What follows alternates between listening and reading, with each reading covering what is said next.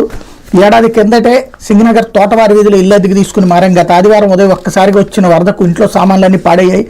10 ఏళ్లుగా సంపాదించిన వస్తువులన్నీ పనికి రాకుండా పోయాయి. మా అమ్మాయి అబ్బాయి సర్టిఫికెట్లు తడిసి ముద్దయ్యాయి. కొన్ని నీటిలో కొట్టుకుపోయాయి.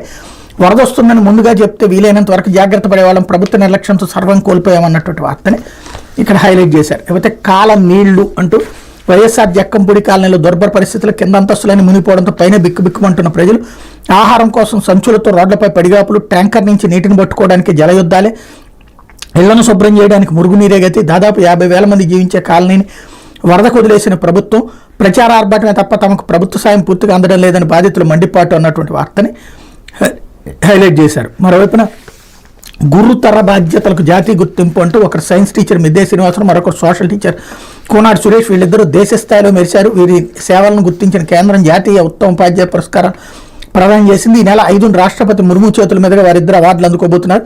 ఈ సందర్భంగా శ్రీనివాసరావు సురేష్లకు సంబంధించి సాక్షి ఓ ప్రధానమైన ఐటమ్ని హైలైట్ చేసింది. అయితే కృష్ణా గోదావరిలో వరద తగ్గుముఖం, పోటాపోటీగా ప్రవహిస్తున్న